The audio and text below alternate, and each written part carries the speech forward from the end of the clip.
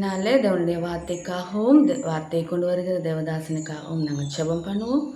ஜீவனுள்ள தேவனே, இயேசு கிறிஸ்துவின் நாமத்தினாலே ஆண்டவரே சுவாமி, இந்த நாளுக்காக ஜெபிக்கிறோம். இன்றைய நாள் ஆண்டவரே உடைய வார்த்தைக்காக ஜெபிக்கிறேன். இந்த நாளிலே ஆண்டவரே நீர் எங்கள் ஒவ்வொருவரோடு நீங்கள் பேசுங்க அப்பா. உடைய வார்த்தையை கேட்குற ஒவ்வொரு உள்ளங்களோடு நீர் பேச வேண்டும் ஜெபிக்கிறேன் சுவாமி. அப்பா ஆண்டவரே ரஜா, ஒவ்வொரு இருதயங்களையும் நீங்கள் திறந்தருளுங்க ஆண்டவரே. ஆண்டவருடைய வார்த்தையை சத்தியத்தை கேட்க ஆண்டவரே நீ உதவி செய்யுங்க சுவாமி. ஆண்டவரே உடைய வார்த்தையை கேட்டு அதன்படி ஜீவிக்க ஆண்டவரே சுவாமி, அதை சத்தியத்தை அறிந்து கொள்ள ஆண்டவரே ஒவ்வொருவருக்கு நீர் உதவி செய்யவும் ஜெபிக்கிறேன் சுவாமி. உடைய வார்த்தையில் வருகிற எல்லா விடுதலையும் சுகமும் கடந்து போவதாக ஒவ்வொருவருடைய வாழ்க்கைக்கும் ஆண்டவரே சுவாமி நீர் உம்முடைய பிரசன்னத்தினாலே ஆண்டவரே சுவாமி மூடிக்கொள்ளவும் ஜெபிக்கிறேன். அதே போல உம்முடைய தாசனுக்காக ஜெபிக்கிறேன் சுவாமி. அப்பா உம்முடைய தாசனை நீர் ஆசீர்வதிங்க. பரிசுத்த ஆவியானவர் அவரோடு கூட இருந்து வழி நடத்துங்க, ஆசீர்வதிங்க. இயேசு கிறிஸ்துவின் நாமத்தினாலே ஜெபிக்கிறேன் பிதாவே, ஆமென்.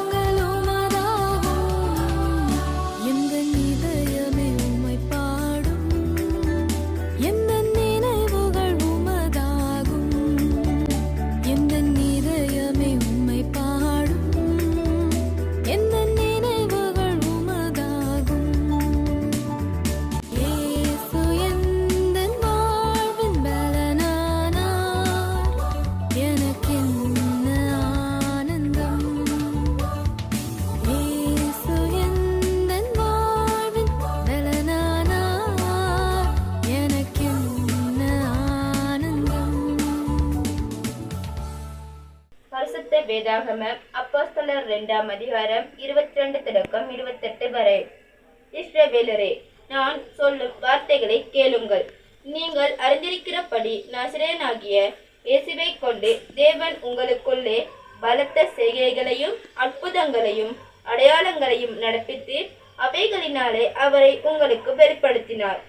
அப்படியிருந்தும் தேவன் நிர்ணயித்து இருந்த ஆலோசனையின் படியேயும் அவனுடைய முன்னறிவின் படியேயும் ஒப்புக்கொடுக்கப்பட்ட அந்த இயேசுவை நீங்கள் பிடித்து அக்கிரமக்காரருடைய கையினாலே சிலுவையில் ஆணியடித்து கொலை செய்தீர்கள்.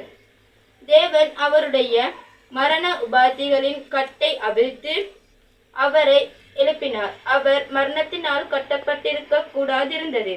அவரை குறித்து தாவீது, கர்த்தரை எப்பொழுது எனக்கு முன்பாக நிறுத்தி நோக்கிக் கொண்டிருக்கின்றேன்.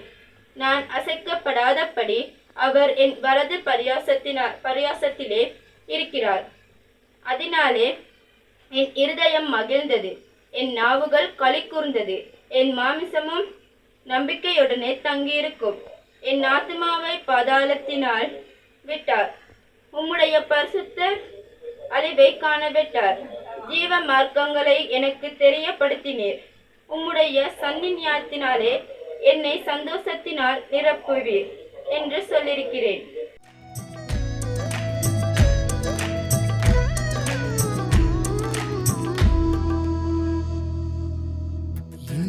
சுராஜாவை நான் பார்த்தால் போதும், மகிமையில் அவரோடு நான் வாழ்ந்தால் போதும். சுராஜாவை நான் பார்த்தால் போதும், மகிமையில் அவரோடு நான் வாழ்ந்தால் போதும். நித்தியமாய் மோட்ச வீட்டில் சேர்ந்தால் போதும், நித்தியமாய் மோட்ச வீட்டில் சேர்ந்தால் போதும்.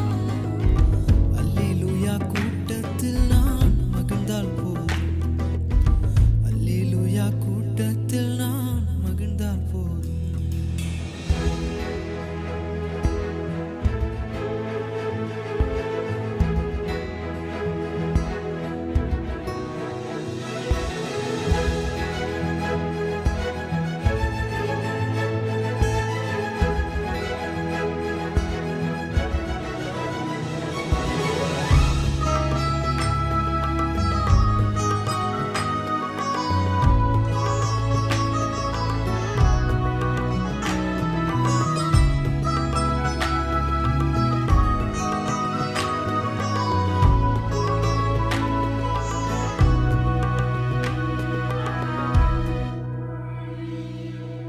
இயேசுவின் இரத்தத்தாலே மீட்கப்பட்டு, வசனமாம் வேலியாலே காக்கப்பட்டு. இயேசுவின் இரத்தத்தாலே மீட்கப்பட்டு, வசனமாம் வேலியாலே காக்கப்பட்டு.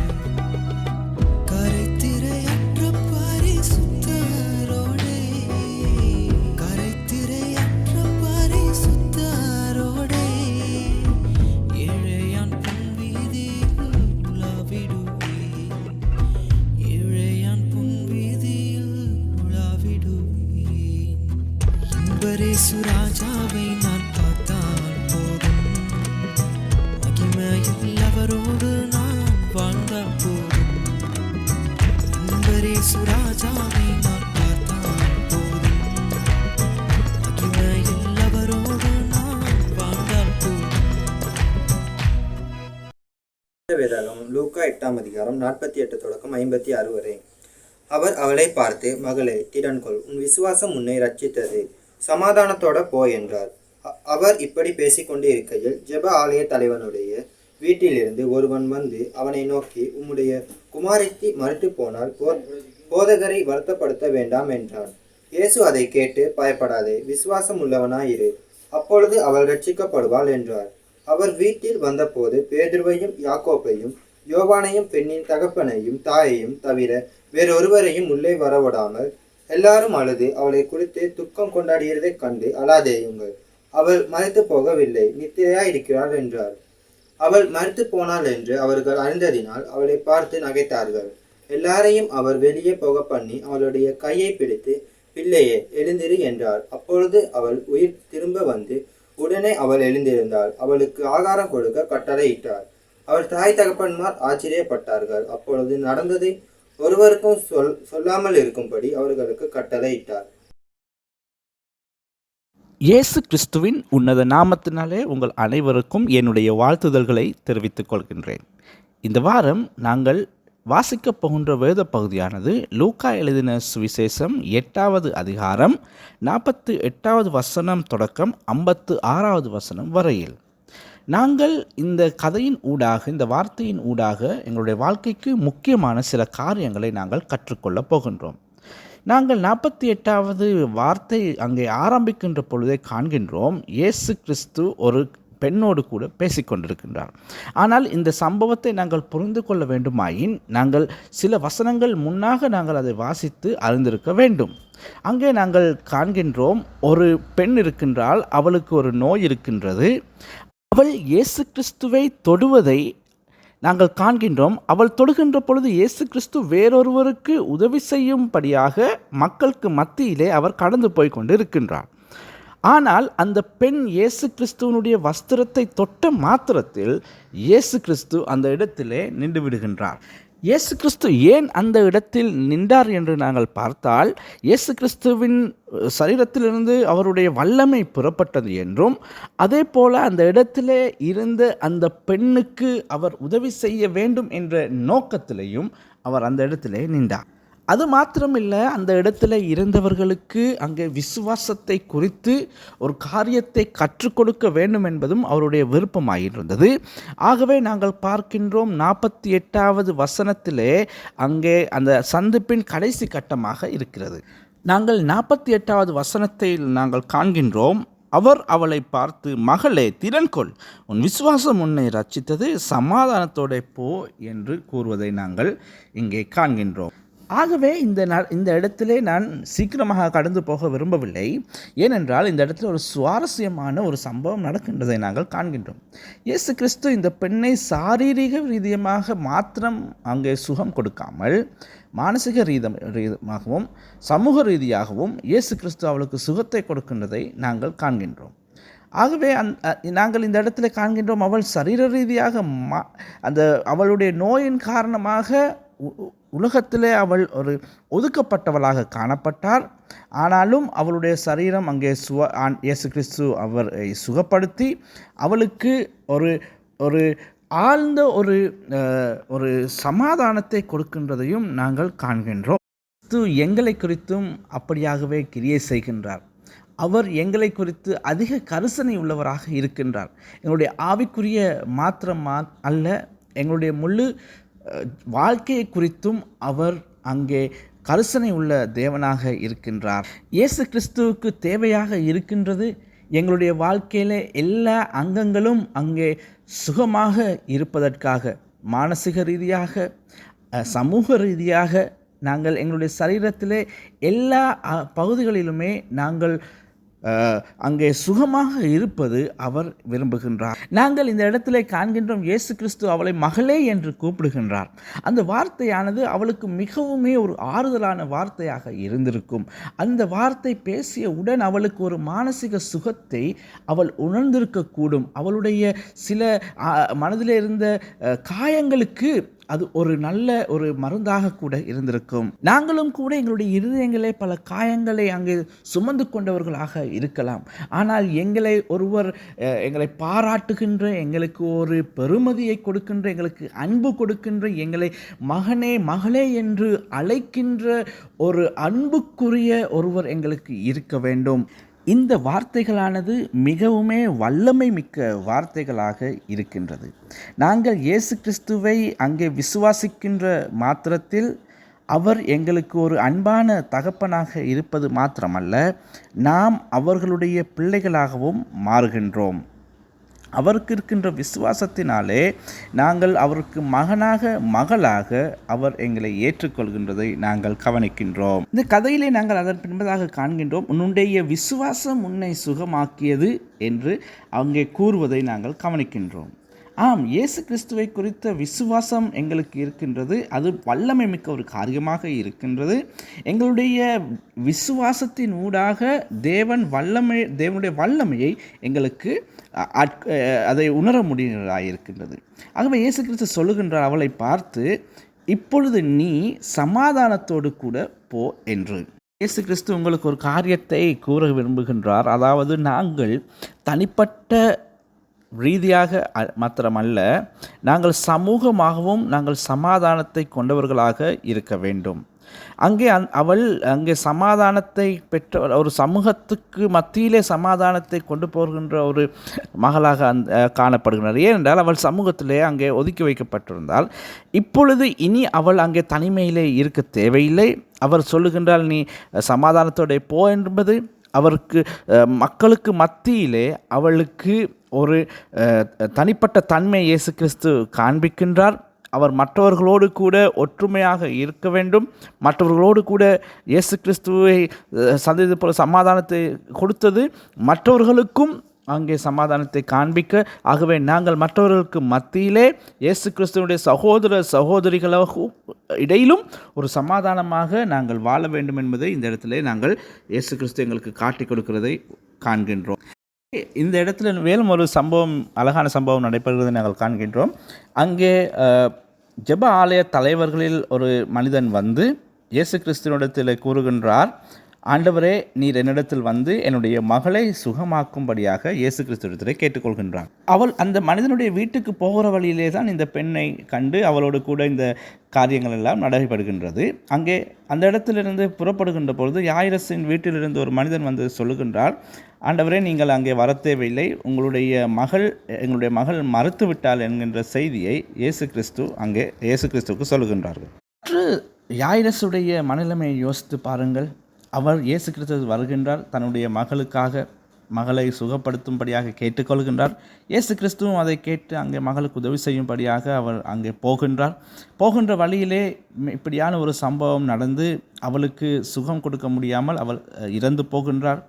யாயிரசுடைய மனநிலை எப்படியாக இருந்திருக்கும் என்பதை கற்று யோசித்து பாருங்கள். அவனுக்கு ஒரு எதிர்பார்ப்பு அற்ற ஒரு நிலைமை ஏற்பட்டிருக்கும். இயேசு கிறிஸ்து வேறொருவருக்கு அதிக நேரத்தை செலவழித்தது நிமித்தமாக அவருடைய மகள் மரணித்து விட்டார் என்பது குறித்தும் அவனுக்கு இருந்த எதிர்பார்ப்பு இல்லாமல் போயிருக்கும். அதே போல் இயேசு கிறிஸ்து அவனுக்கு கொடுத்த பொருத்தனை அங்கே இழந்து விட்டதாக கூட அவனுக்கு தோன்றியிருக்கும். ஆனால் பாருங்கள், இயேசு கிறிஸ்து 50வது வசனத்திலே கூறுகின்றார், நீ பயப்படாதே, விசுவாசம் உள்ளவனாய் இரு என்று அவர் காண்பித்து கொடுக்கின்றார். அங்கே யாயிரசுக்கு இயேசு கிறிஸ்து கூற விரும்புகின்றார், அவர் அங்கே இருக்கின்றார், அவர் இன்னும் தாமதம் இல்லை. இயேசு கிறிஸ்து அவளுடைய மகளை குறித்தும் அவர் கரிசனை உள்ளவராயிருந்து அவளை அவர் காப்பாற்றுவேன் என்கின்ற ஒரு பொருத்தனை அவருக்கு கொடுக்கின்றார். உங்களுடைய வாழ்க்கையிலும் இப்படியாக நடந்திருக்கும். அநேகர் வந்து சாட்சிகளை சொல்லுகின்ற பொழுது உங்களுக்கு அப்படியான காரியங்கள் நடந்திருக்கிறது. என்னுடைய வாழ்க்கையில் இப்படியான அநேக காரியங்கள் நடந்திருக்கின்றது. நான் ஏதாவது ஒரு காரியத்துக்காக ஜெபித்திருக்கின்றேன், ஆனால் தேவன் அந்த ஜெபத்துக்கு அவர் இன்னுமாக பதில் கொடுத்து இல்லை. ஏனென்றால் மற்றவர்களுக்கு இயேசு கிறிஸ்து அதிகமாக அங்கே அவர் உதவி செய்கின்றார், ஆனால் என்னுடைய ஜெபத்துக்கோ இன்னும் பதில் கொடுக்கவில்லை என்று நாங்கள் அதைரியப்படுகின்றவர்களாக இருக்கின்றோம். எனக்கு தெரியாது உங்களுக்கும் அப்படி தோன்றியிருக்கின்றதா என்று. ஆனால் நான் கூற விரும்புகிறது ஒரே ஒரு காரியம், பயப்பட வேண்டாம், விசுவாசம் உள்ளவர்களாக இருங்கள். இயேசு கிறிஸ்து உங்களுடைய வாழ்க்கையிலே எப்போவாவது கிரியை செய்து ஆண்டவர் உங்களுடைய ஆண்டவருடைய மேல் வைத்திருக்கிற விசுவாசத்தை கொண்டு நீங்கள் பயமில்லாமல் இருங்கள். அதற்கு பின்பு என்ன நடக்கின்றது? இயேசு கிறிஸ்து அந்த யாயிரசுடைய வீட்டுக்கு போகின்றார். எல்லோரும் வீட்டிலிருந்த 2-3 பேரை மாத்திரம் நிறுத்திவிட்டு மற்ற எல்லோரையும் அங்கே அனுப்பிவிடுகின்றார். அவர்களிடத்தில் அழுது கொண்டிருக்கிறவர்களுக்கு இயேசு தைரியம் கூறுகின்றார், அழ வேண்டாம் என்று அந்த இடத்துல அவர் விசுவாசத்தை கொடுக்க அவர் முயற்சி செய்கின்றார். அவர் கூறுகின்றார், நீங்கள் அழ வேண்டாம், அவள் மரித்தில்லை, அவள் நித்திரையாய் இருக்கின்றார் என்று அவர் கூறினாலும் அங்கே இருக்கிறவர்கள் விசுவாசிக்கவில்லை, அவரை குறித்து சிரித்தார்கள். அதன் பின்பு இயேசு அந்த இடத்துக்கு போய் அவளுடைய கையை பிடித்து எழுந்திரு மகளே என்று கூறி அவருக்கு உயிரூட்டி அவளை எழுப்பி அவளுக்கு உணவை கொடுங்கள் என்று இயேசு கிறிஸ்து அந்த இடத்துல சொல்கின்றதை நாங்கள் காண்கின்றோம். இயேசு கிறிஸ்து எங்களுடைய வாழ்க்கையிலும் பல சந்தர்ப்பங்களில் எங்களுக்கு பதில் கொடுக்க தாமதமாகின்ற நேரங்களிலே நீங்கள் அதை குறித்து பயப்பட வேண்டாம். உங்களுடைய அநேக பேர் நீங்கள் அதைரியப்பட்டு இருக்கின்றீர்கள். ஆனாலும் இயேசு கிறிஸ்து அந்த மகளை பார்த்து எழுந்து இரு என்று சொன்னது போல இயேசு கிறிஸ்து உங்களையும் பார்த்து மகனே நீ எழுந்திரு என்று கூறுகின்றார். இயேசு கிறிஸ்து எங்களுடைய கைகளினாலே பிடிக்கின்ற பொழுது எங்களுக்கு ஒரு புதிய ஒரு வல்லமை அல்லது புதிய ஒரு ஆவி எங்களுக்குள்ளே வருகின்றது. இந்த நாளிலே உங்களிலும் சிலர் மகனே எழுந்திரு என்று சொல்கின்ற வார்த்தை, அல்லாவிட்டால் நீ விசுவாசம் உன்னை சுகம் கொடுத்தது என்று சொன்ன வார்த்தை, நீ சமாதானத்தோடு போ என்ற வார்த்தை உங்கள் ஒவ்வொருவருக்கும் ஒரு வல்லமை மிக்க வார்த்தையாக மாறியிருக்கும் என்று நான் விசுவாசிக்கின்றேன். இன்றைய நாளில் இயேசு கிறிஸ்து உங்களுக்கு கூட என்ன பேசுகின்றார் என்பதை நீங்கள் சோதித்து பாருங்கள். இயேசு கிறிஸ்து உங்களுக்கு அன்பு கூறுகின்றார் என்பதை, ஆண்டவருக்கு நீங்கள் சொந்தமானவர் என்பதை குறித்து என்று கூட ஆண்டவர் உங்களுக்கு இன்றைய நாளிலே பேசி கொண்டிருப்பார். நீங்கள் ஆண்டவருடைய பிள்ளையாக தைரியமாக எல்லா காரியங்களுக்கும் முகம் கொடுங்கள். தேவன் தாமே உங்களை ஆசீர்வதிப்பாராக. அழகாய் நிற்கும் யார் இவர்கள், திரளாய் நிற்கும் யார் இவர்கள், சேனை தலைவராம் இயேசுவின் போர்க்களத்தில் அழகாய் நிற்கும் யார் இவர்கள், அழகாய் நிற்கும் யார் இவர்கள், திரளாய் நிற்கும் யார் இவர்கள், சேனை தலைவராம் இயேசுவின் போர்க்களத்தில் அழகாய் நிற்கும் யார் இவர்கள்.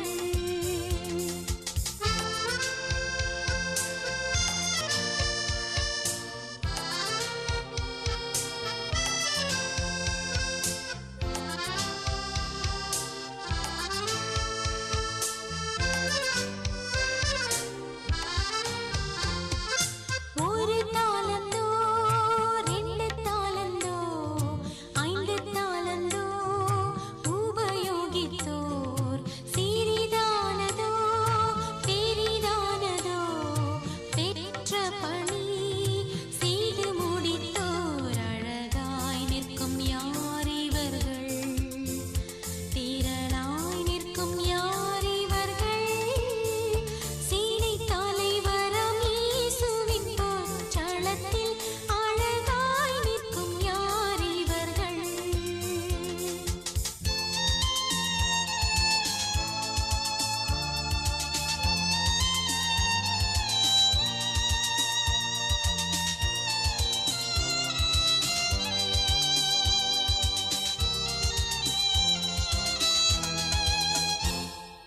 காடு மேடு கடந்து சென்று கர்த்தர் அன்பை பகர்ந்தவர்கள், உயர்வினிலும் தாழ்வினிலும் ஊக்கமாக ஜெபித்தவர்கள், அழகாய் நிற்கும் யார் இவர்கள், திரளாய் நிற்கும் யார் இவர்கள், சேனை தலைவராம் இயேசுவின் போர்க்களத்தில் அழகாய் நிற்கும் யார் இவர்கள்.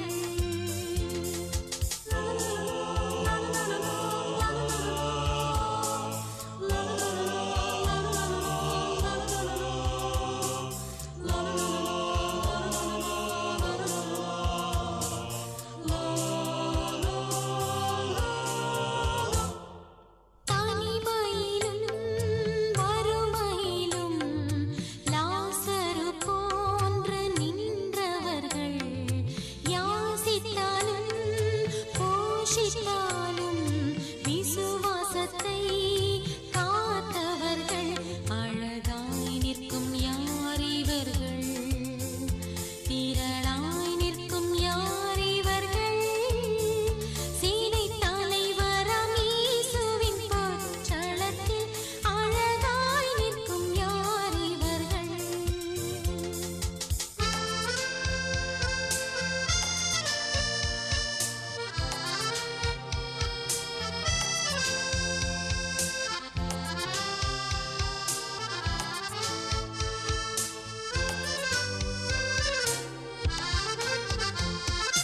எல்லா ஜாதியார், எல்லா கோத்திரம், எல்லா மொழியும் பேசும் மக்களாம், சிலுவையின் கீழ் இயேசு இரத்தத்தால் சீர்போராட்டம் செய்து முடித்தோர், அழகாய் நிற்கும் யார் இவர்கள், திரளாய் நிற்கும் யார் இவர்கள், சேனை தலைவராம் இயேசுவின் போர்க்களத்தில் அழகாய் நிற்கும் யார் இவர்கள். நாங்கள் ஜெபம் செய்வோம். மகாபரிசுத்தமும் இரக்கமும் சர்வ வல்லமை நிறைந்த கர்த்தாவே, மறுபடியுமாக சுவாமி இந்த ஆராதனையிலே வழிபடுவதற்கு தேவரீர் கொடுத்த கிருபைக்காக உமக்கு நன்றி சுவாமி. இந்த ஆராதனையிலே சுவாமி இத்தனை பேர்களை தேவரீர் இந்த நாளிலும் சுவாமி கூட்டி சேர்த்த தயவுக்காக உமக்கு ஸ்தோத்திரம் கர்த்தாவே. ஆண்டவரே, இந்த ஆராதனையும் சுவாமி வழி நடத்திய ஒவ்வொருவரையும் உடைய கரத்திலே ஒப்பு கொடுத்து ஜெபிக்கிறோம். அதே போல் சுவாமி இந்த ஆராதனையிலே இன்றைய தினத்திலே பங்கு பெற்றி ஆசீர்வாதங்களை பெற்றுக்கொண்ட ஒவ்வொருவரையும் இந்த கரத்திலே ஒப்பு கொடுத்து ஜெபிக்கிறோம். ஆண்டவரே சுவாமி, இந்த பயங்கரமான காலப்பகுதியில் தேவரீர் தாமே எங்கள் ஒருவரோடும் கூட இருந்து எங்கள் குடும்பங்களை எல்லா தீமைக்கும் வழி விலக்கி எங்களை காத்து எங்கள் தேவைகளை சந்திக்கும்படியாக விசேஷமாக ஜெபிக்கிறோம் சுவாமி. கர்த்தாவே சுவாமி, இந்த கடைசி காலங்களிலே ஆண்டவரே உம்முடைய வருகைக்காக நாங்கள் ஆயத்தப்படும் போது கர்த்தாவே தேவரீர் எங்களுக்கு கொடுத்திருக்கிற எல்லா கட்டளைகளையும் நாங்கள் நிறைவேற்றி சுவாமி கர்த்தாவே உம்முடைய வருகைக்கு தகுதியுடையவர்களாக வாழ சுவாமி இறுதி பரியந்தம் எங்கள் இருதயங்களையும் சிந்தனைகளையும் எங்கள் செயல்களையும் ஆண்டு கொள்ளும்படியாக விசேஷமாக ஜெபிக்கிறோம். உறுதியான நாளையும் கருத்திலே ஒப்பு கொடுத்து ஜெபிக்கிறோம். தேவரீர் தாமே எங்கள் ஒவ்வொருவருக்கும் ஆசீர்வாதமான நாளாக மாற்றித் தரும்படியாக இயேசு கிறிஸ்துவின் நாமத்தில் ஜெபிக்கிறோம் பரிசுத்தமுள்ள பிதாவே, ஆமென். தேவனுடைய இரக்கமுள்ள கிருபைக்கும் பராமரிப்புக்கும் உங்களை ஒப்புவிக்கிறோம். பிதா, குமாரன், பரிசுத்த ஆவியாகிய சர்வ வல்லமை பொருந்தின கடவுளுடைய ஆசீர்வாதம் உங்களுக்குள்ளே இருந்து எப்பொழுதும் உங்களோடு நிலைத்திருக்க கடவுது. ஆமென்.